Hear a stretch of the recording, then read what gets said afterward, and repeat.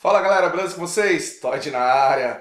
Olha, nós fizemos uma votação no meu grupo do WhatsApp chamado Quiz do Professor Todd e quase que deu um empate entre iluminismo e ciclos biogeoquímicos. Então, para alegrar ambos os lados, eu vou falar agora sobre ciclos biogeoquímicos. Pergunta pro Todd, é o seu canal que está começando agora.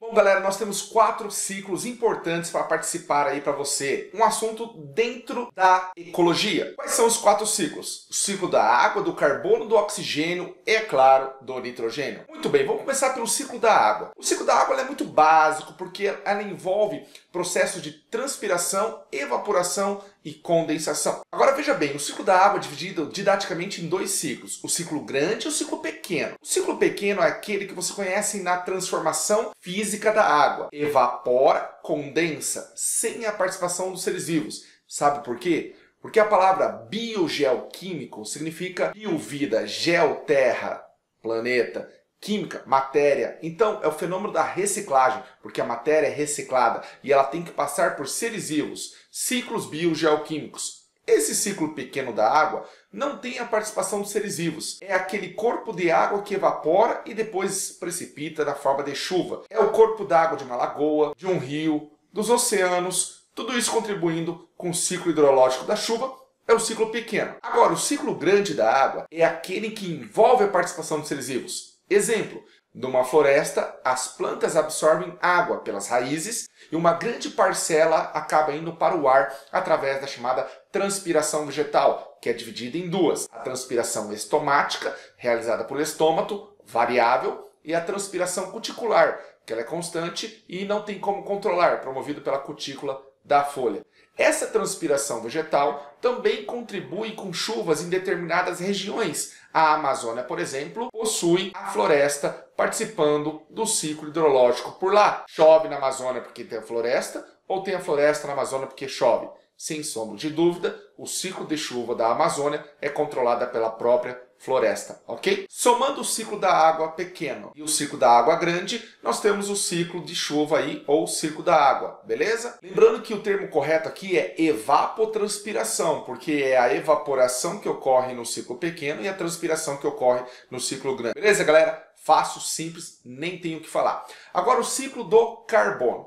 Carbono ele é um elemento importante, ele faz parte daqueles outros elementos chamados Chon ou Chomsky, e este carbono ele forma um processo de encadeamento de carbono, ok? O carbono está presente no gás carbônico, que é assimilado pelas plantas e por outros produtores para a fotossíntese, convertendo em glicose. Então vejam bem, plantas e outros seres que fazem fotossíntese, como as algas e algumas bactérias, pegam gás carbônico e assimila, fixa esse gás carbônico em glicose. A glicose, por sua vez, vai ser consumida pelos seres vivos de todos os 5 reinos que vocês estudam. O reino Monera, o reino Protoctista, o reino Fungi, o reino animal e o reino vegetal. Todos consomem glicose e fazem a respiração celular, devolvendo o gás carbônico para a atmosfera. E é esse o ciclo. Fotossíntese, respiração. Assimila o gás carbônico e devolve na forma de glicose. Ok? Fácil, simples também. Agora, falando do gás carbônico, nós temos aqui um desequilíbrio ambiental provocado pelos seres humanos, que é a queima de combustíveis fósseis. Para quem não sabe o que é um combustível fóssil, na verdade é a captura de gás carbônico que foi feita ao longo de milênios e milhares de anos, e agora você tem um homem de uma única vez ou em pouco tempo da história devolvendo tudo isso para a atmosfera e desequilibrando o ciclo do carbono, ok? O ciclo do oxigênio ele participa conjuntamente com o ciclo do carbono. Sabe por quê? Porque envolve respiração celular e também envolve fotossíntese. As plantas, por exemplo, e os produtores pegam a água, absorvem a água e quebram a água na presença de luz.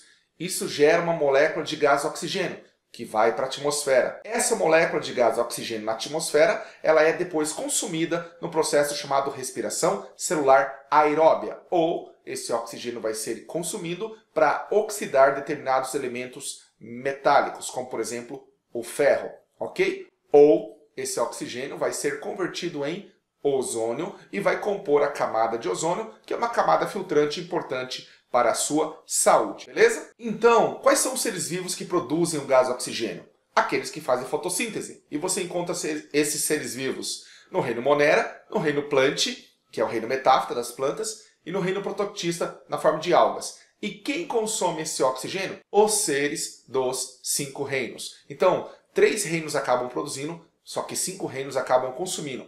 E atualmente, na história evolutiva do planeta Terra, nós temos aí uma escala de 21% de oxigênio, ok? Mas o ciclo mais importante... aquele para o Enem, aquele para o vestibular, é o ciclo do nitrogênio. Galera, nitrogênio é um elemento que também faz parte do chão. E esse elemento nitrogênio ele é importante para o seu corpo porque ele vai compor aminoácidos, proteínas, ATP, NAD e FAD. Dentre outros elementos aí que são importantes para os seres vivos, ok? Qual é o problema? O nitrogênio molecular chamado de N2 ou nitrogênio gasoso, ele é pouco reativo, pois uma tripla ligação liga um átomo a outro. Não é à toa que atualmente na atmosfera nós temos 78% de gás nitrogênio, porque ele é pouco reativo. Ele é respirado por mim e nenhum processo ocorre com esse nitrogênio. Agora, eu preciso do elemento nitrogênio, mas não é do gás que eu vou obter. Então, como que eu obtenho? Através da alimentação. Vamos por partes. No ciclo do nitrogênio, existem algumas bactérias que vivem simbioticamente nas raízes de leguminosas, como por exemplo a soja. Essas bactérias são chamadas de bactérias fixadoras de nitrogênio. E um gênero importante aqui é a rizóbio. Ela pega o nitrogênio molecular ou gasoso e as suas enzimas conseguem romper as ligações, transformando em amônia. Então, de N2, você tem a amônia sendo formada. Essa amônia agora na Terra, que é tóxica, por sinal, para a maioria das plantas, é convertida em nitrito por um outro grupo de bactérias conhecida por nitrosomonas. Veja que nitrito ele vem de um ácido chamado de ácido nitroso, daí o termo nitrosomona. Já o nitrito é convertido em nitrato por um outro grupo de bactérias presentes também no solo, chamado de nitrobacter. As nitrobacters pegam o nitrito e convertem em nitrato. O nitrato é a forma melhor para as plantas absorver, compor os seus componentes, as suas substâncias, e a partir daí entra na cadeia alimentar nos seres vivos, que uma hora vai chegar para mim através da alimentação. Então, bactérias fixadoras de nitrogênio e algas azuis, que são as cianofíceas ou cianobactérias, são capazes de romper a tripla ligação do nitrogênio e formar amônia. A rizóbio é mais importante e vive na raiz de leguminosa, já citada por mim. O excesso de nitrato que as plantas não conseguem absorver é convertida novamente em nitrogênio molecular ou nitrogênio gasoso por bactérias desnitrificantes, como por exemplo as pseudomonas, ok? Então esse é o ciclo. Vamos lembrar? Rizóbio participa primeiro, nitrosomonas participa depois, nitrobacter e por último as pseudomonas. De nitrogênio gasoso a nitrato, processo esse conhecido por nitrificação. De nitrato para nitrogênio gasoso, nós temos um processo conhecido por desnitrificação. Quem manja de química, dá um help para mim aqui, ó. De N2, nitrogênio gasoso, para amônia, nós temos uma redução do nitrogênio, porque absorve elétrons. Agora, de amônia para nitrito, de nitrito para nitrato, nós temos oxidação, ou seja, tem a ver com a perda de elétrons. Tudo bem, galera? Basicamente é isso, o ciclo do nitrogênio, e ele é importante para os agricultores que fazem rotação de cultura, porque eles alternam uma leguminosa, uma cultura de leguminosa como a soja e o feijão mesmo, com uma outra cultura que não é leguminosa, como por exemplo o milho. Aqui no Paraná nós alternamos soja com milho, pois ao plantarmos soja nós temos uma razão simbiótica e enriquecemos a terra com nitrogênio. Quando plantamos milho, o milho remove e absorve esse nitrogênio do solo, empobrecendo esse solo aí. Depois voltamos a plantar a soja e enriquecemos o solo com nitrogênio. Isso chama como rotação de cultura. Existe um outro termo chamado adubação verde, que não é rotação de cultura. Isso ocorre com plantações ou culturas de plantas perenes, de longa duração, como por exemplo o café. Ao lado do café plantamos uma leguminosa. Essa leguminosa depois ela vai ser destruída e adubará a terra, irá adubar a terra. Olha que interessante, isso chama adubação verde. Eu espero que você tenha gostado dessa aula curtinha sobre ciclos biogeoquímicos. Fica com o Todd, curta e se inscreva nesse canal, compartilha porque para mim é extremamente importante. Avise os colegas, um bom vestibular, um bom neném. Tchau, galera!